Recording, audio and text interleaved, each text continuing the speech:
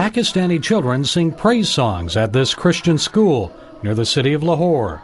Some want to grow up to be pastors and evangelists, spreading the gospel and winning their countrymen to Christ.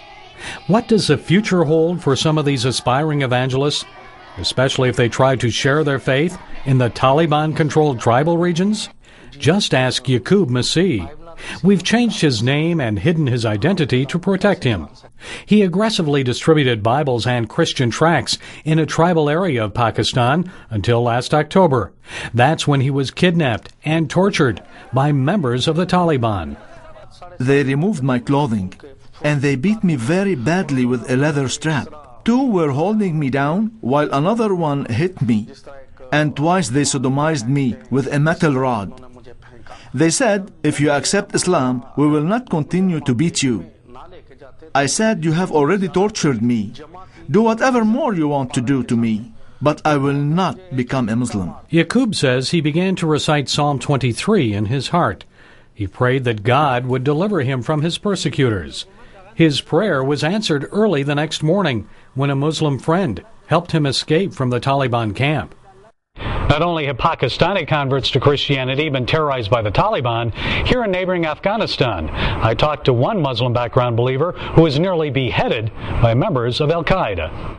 When they put a knife to my neck, I thought God had appointed this as my time to die. So Fareed began to pray.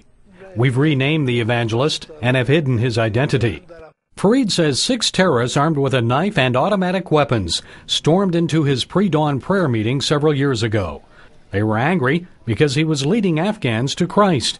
He says as he continued to pray, God spoke and told him to leave the room. When I stood up after praying and went to go out, 2 men were blocking the doorway and said, you cannot leave.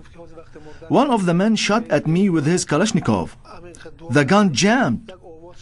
He put another clip in and shot again, but it still did not shoot. Fareed and the other Christians escaped unharmed. Police captured the terrorists and made an amazing discovery. Fareed says the police told him the terrorists were planning to behead him. And just like Al-Qaeda in Iraq, they planned to send a videotape of the execution to Al Jazeera television. This is a Muslim country, and they wanted missionaries to know, if they come here and preach, we are going to kill them. Unafraid, Fareed quietly continues his evangelistic work among the Muslims of Afghanistan. And what about Yaqub in neighboring Pakistan? I prayed and asked the Lord that He would lead my persecutors to someday come before me and accept Jesus Christ.